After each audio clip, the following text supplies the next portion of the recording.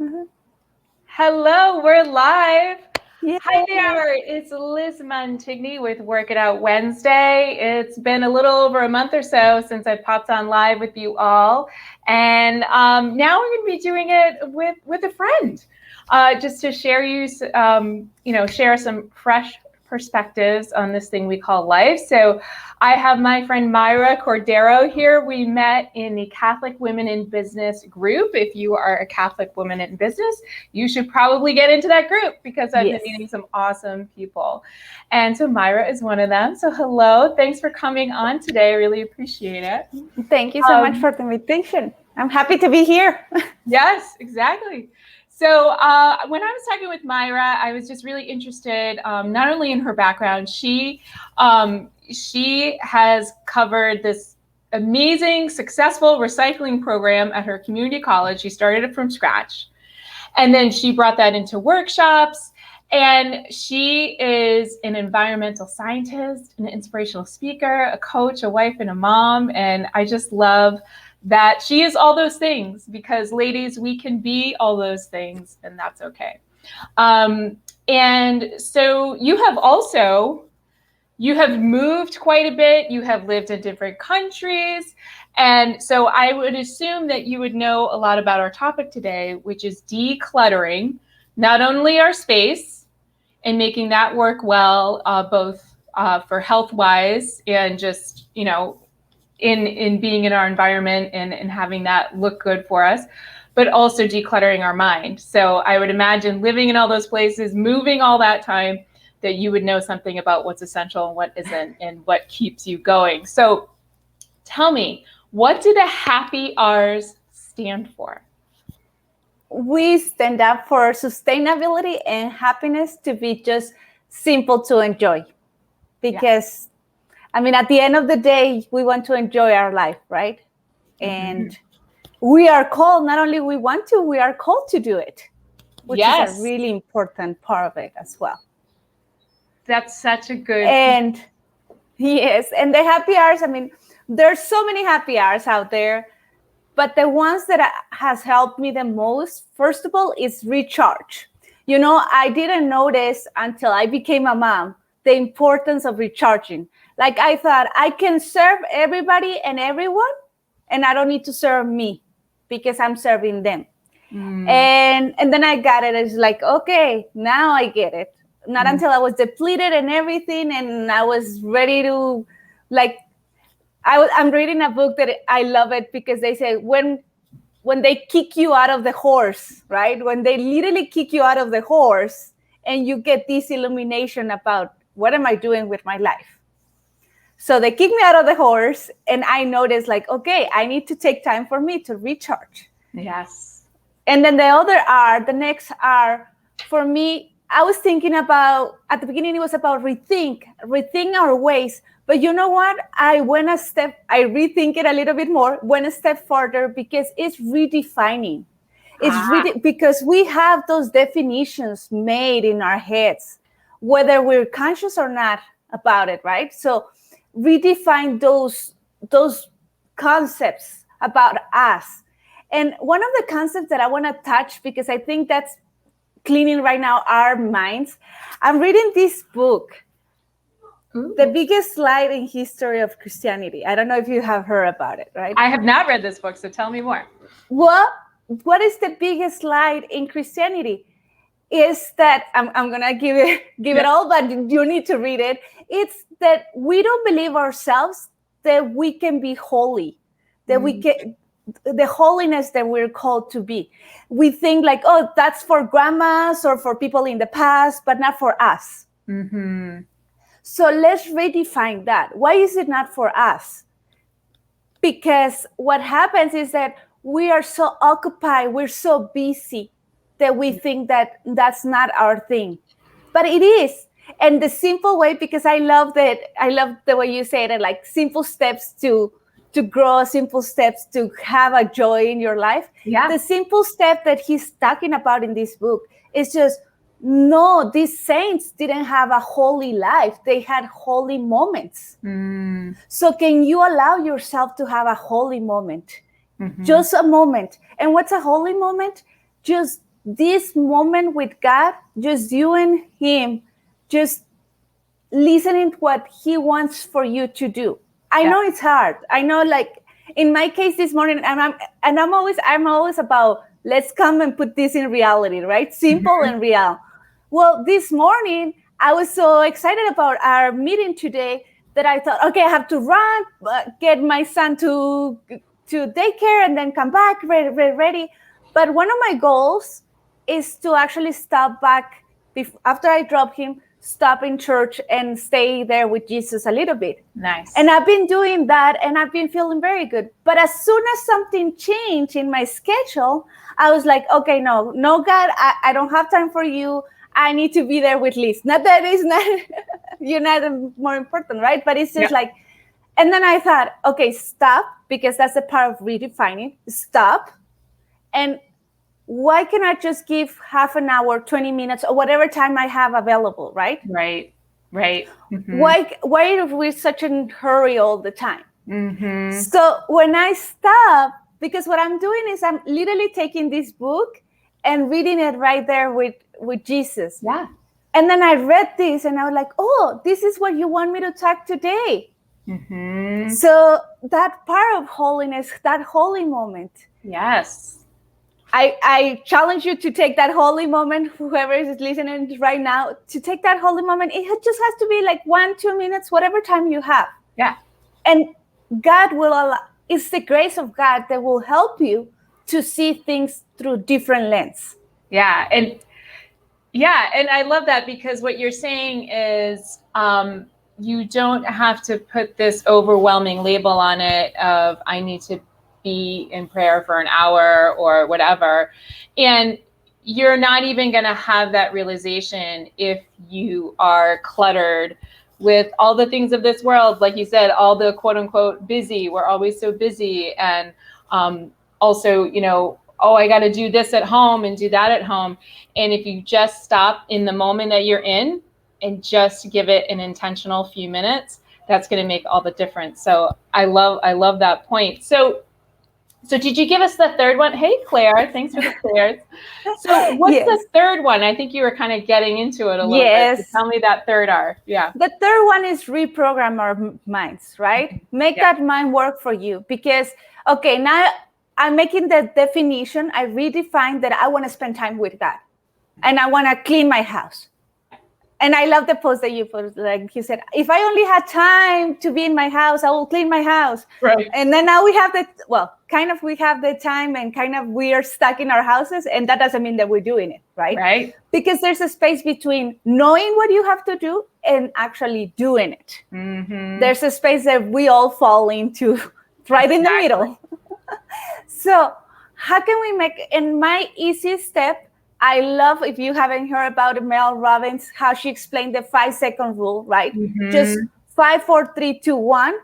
Go from, because we're in a washer machine in our brains, and then we just like think about what we have to do, thinking over and over and over, but not actually going to the front of our brains and actually cut those thinkings and act.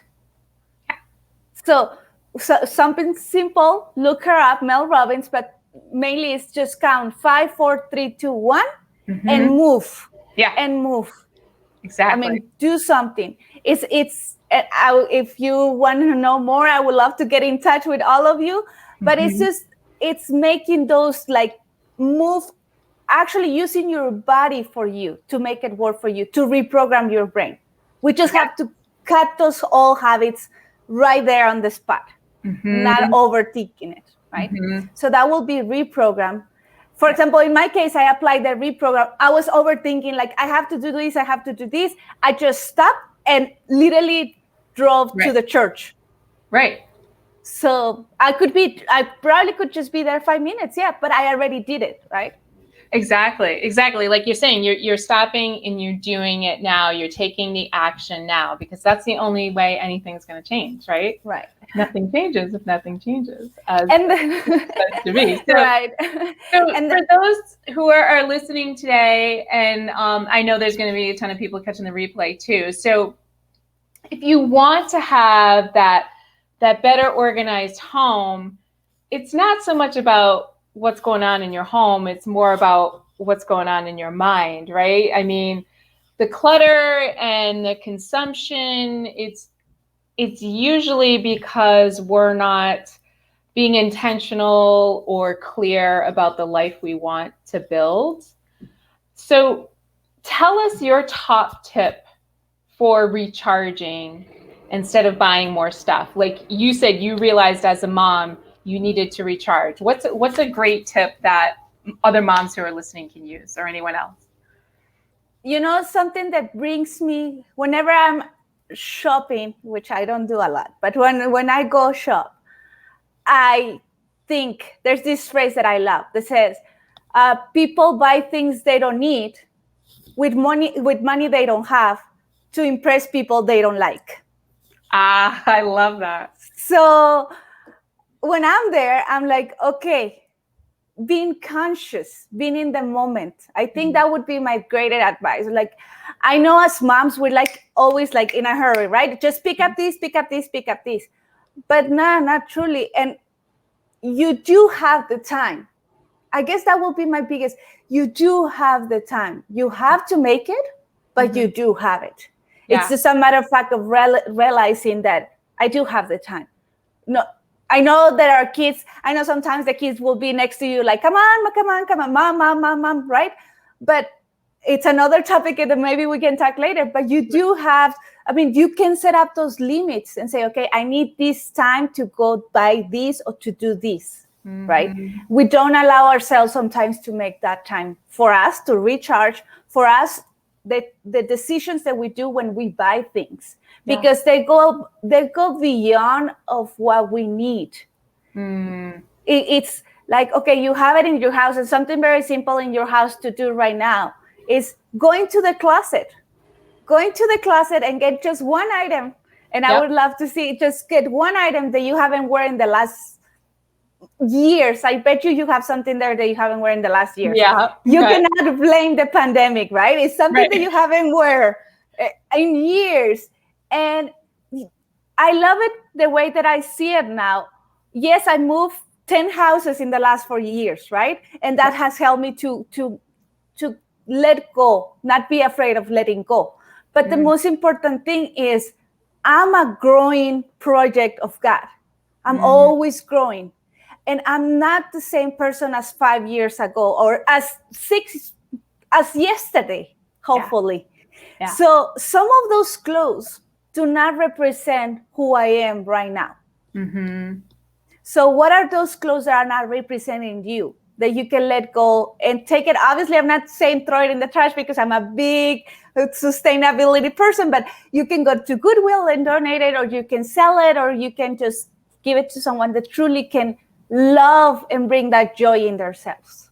Yeah, I love that. So you're really talking about actually intentionally taking the time to recharge, which is what I talk about too. Like actually build it into your schedule, because how can you serve others and, achieve your goals if you don't even have anything to give, So you do need to fill yourself up. And I love the tip about editing the closet. That's great, because I'm sure we all do, especially after over a year of being home. I'm sure there's something in there that you've had way too long or doesn't even serve you anymore. So why not delete some of that? Yes, I am a growing project of God. I loved that too. I wanted to type it in, but I couldn't type fast enough. So thanks for doing that, whoever typed it in. I appreciate that. So how does that closet edit, that cleaning of the clutter, how does that help us rethink? You know what? There's another quote that I love, that clutter are unmade decisions.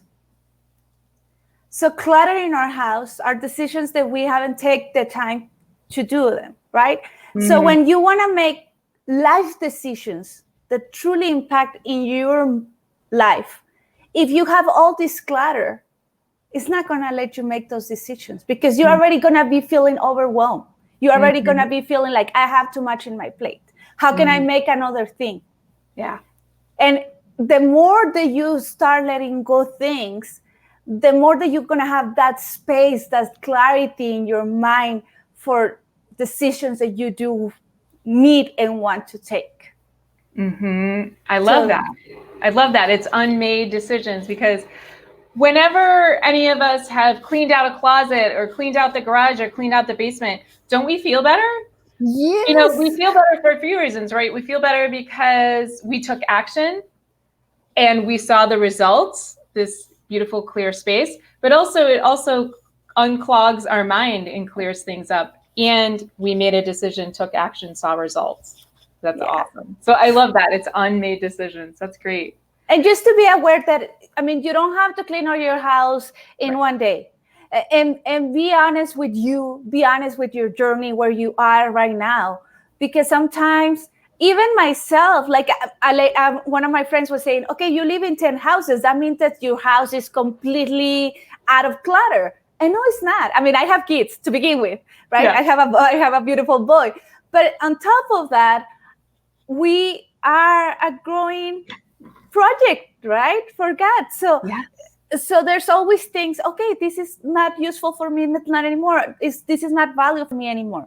But yes, you take the time to say, okay, I love it because you said little steps, just a baby step, and maybe have a corner, like this is the corner of things that I don't need. So through the day, you get one thing and then you put it in that corner. Love and that. Just like that corner, by piling it up, and then once the pile is a little big, then you take it somewhere, right? Yeah, I love that. That's great.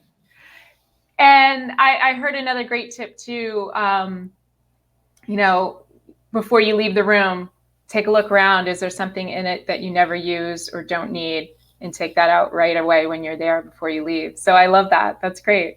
Yeah. So dive into the reprogram, that third R for a minute. And because I just learned something really cool. Last week, I was at the Ziegler Coach Summit. So I'm a Ziegler life coach. And I got to go to this summit. It was with high-level achievers. I mean, the energy in the room was incredible. And I got to hear from some expert speakers, one of them being Dr. Caroline Leaf. And she's a neuroscientist and author. And I got her book, Switch on Your Brain. And so I'm just diving into it now. But part of her presentation was about the fact that it's scientifically proven that you can rewire your brain. You can reprogram your brain. And she showed us a brain actually rewiring itself. And she shared with us that it takes about 3 21-day cycles, so about 63 days total, to do that reprogramming. And so when I talk about in my coaching practice about changing that bad habit to a good habit, it sounds simple, but simple is not always easy.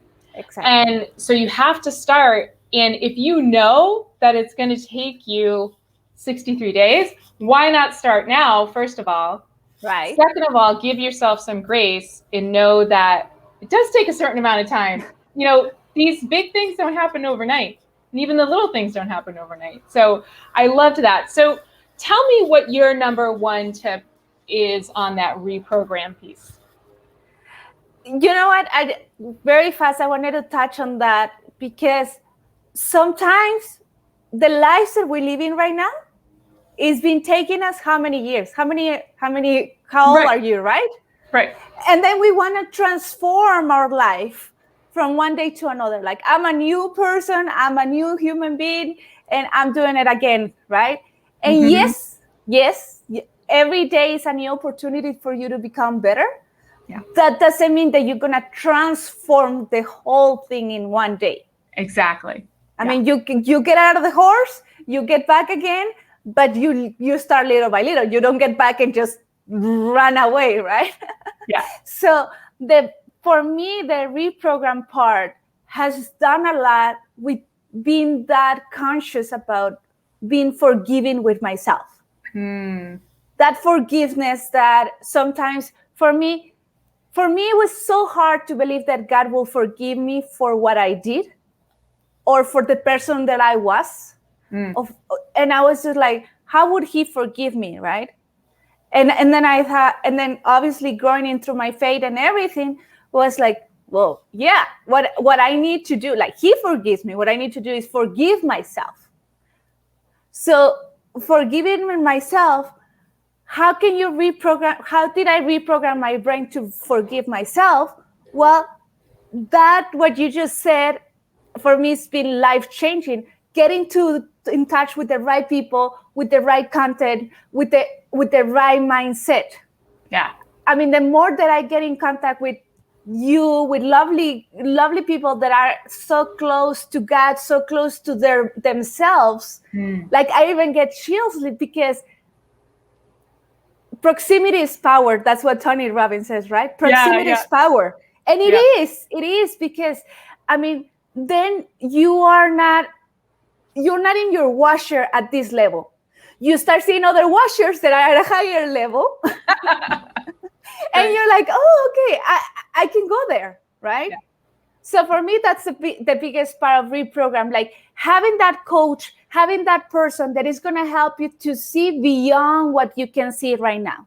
And then once you get there, you're going to see further. Right? So that's great. That's awesome. I love that. So this was so helpful. I feel like I got some really good tips, and I hope the people listening did too. I know there's going to be some people on the replay, so we'll keep an eye on the comments.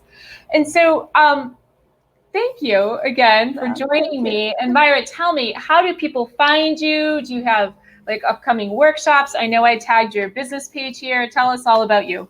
Yes. So just everything about me just resumes that I love it. I love that phrase that I got. I'm a project. I'm a growing project that I would love to grow with you. I would love to grow with you with coaching or with workshops about sustainability, about happiness. And happiness for me, I know the difference between happiness and joy, but for me, the meaning of happiness is just knowing that you are alive. That's my definition of happiness, knowing that I am alive and I have this opportunity. So if you go along with that, if you like that, if you want to find out more, just look at us at the HappyRs, and I would love to make those real connections because that's how we can grow together. I love that. Thank you so much. And thank all of you for joining me again for Work It Out Wednesday. I'll be back soon with another interview. And again, I'm Liz Montigny with Liz Montigny Coaching. I am your Ziegler life coach. I help you go from daily chaos to simplicity so you can love life. So thanks, and can't wait to talk to you in the comments. Thanks again. Bye. God bless you.